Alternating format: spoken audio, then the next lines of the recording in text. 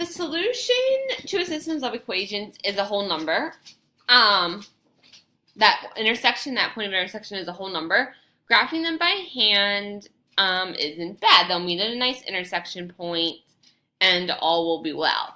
But sometimes they don't, like I said, meet at a perfect whole number. Some things, a lot of times in the real world, they just don't work out that way. So we can calculate that point of intersection without graphing it by hand on graph paper. You can do it with the graphing calculator. So let's look at B. 2x plus 5y equals 10 and x minus 8y equals 15. Now, if you've noticed, if you've ever looked at a graphing calculator, I don't know how many people have used them before, but we can graph on these. But in order to graph, you're going to go to y equals, and your equation has to be solved for y for us to use or be able to use the calculators.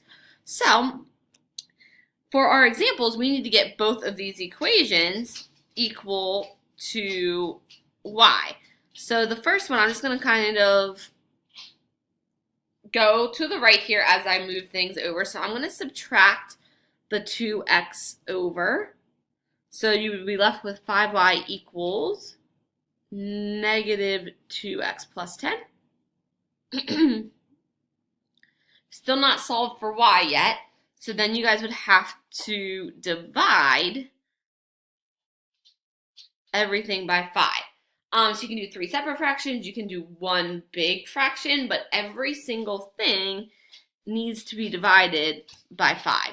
So then that will leave you with y equals, I'm going to leave this as negative 2/5, x 10 over 5 is 2. So that is our first equation that we will be able to put into the calculator.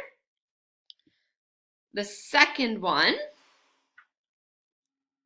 I'm going to subtract the x over, so that would leave us with negative 8y equals negative x plus 15.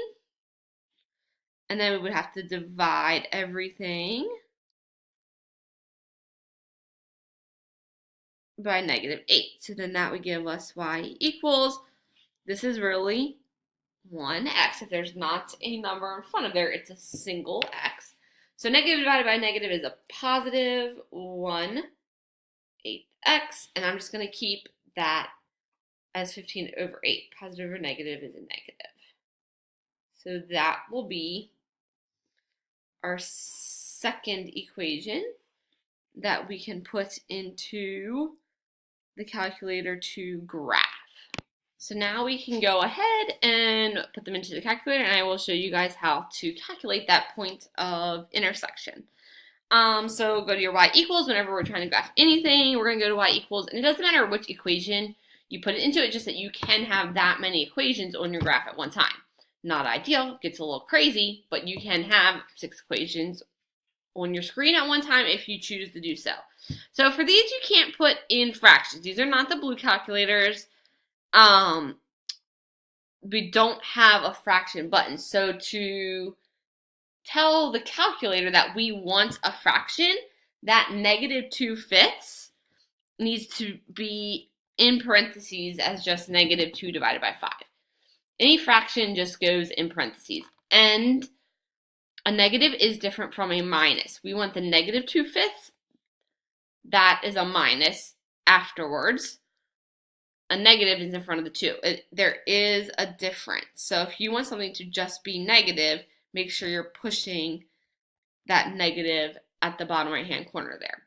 To get your x, you go up to the alpha button. Next to the alpha, I think yours says xten, but you just push that and it gives you an x plus 2, and then go down and type your second equation in.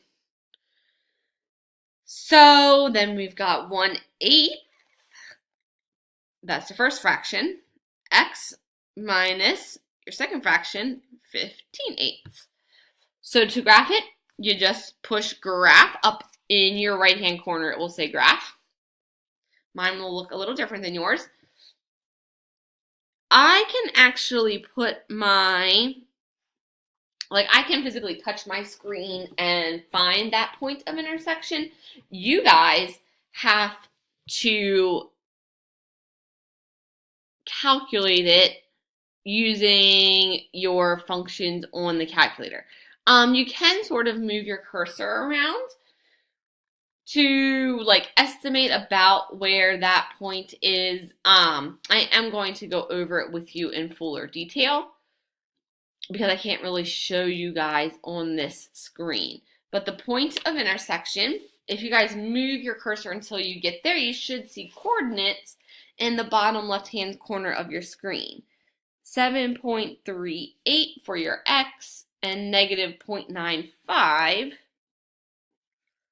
for the y. So because these aren't whole numbers, that's why it really wouldn't work to put it on graph paper because you kind of have to guess. So if we get out of here and go back to the notes, the point of intersection or the solution is 7.38 comma negative 0.95. So we're going to plug these in. So 2 times, and check them, 7.38 plus 5 times negative 0.95 equals 10. And then the second one, 7.38 minus 8 times negative 0.95 equals 15. So we're really kind of checking, does it equal 10 and does it equal 15? So if I plug that into the calculator, 2 times 7.38 plus 5 times negative 0.95, I get 10.01 equals 10. And then the second one, 7.38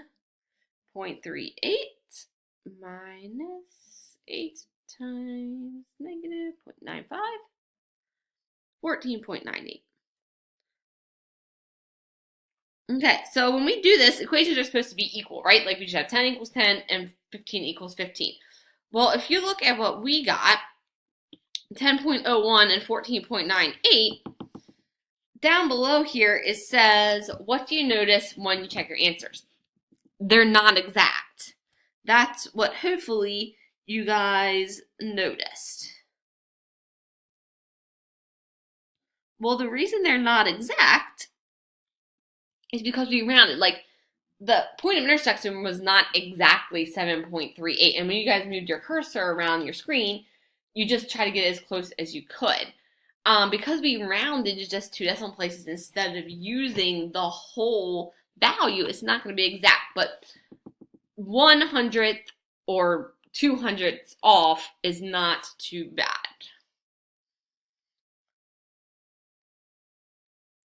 So because we had to round.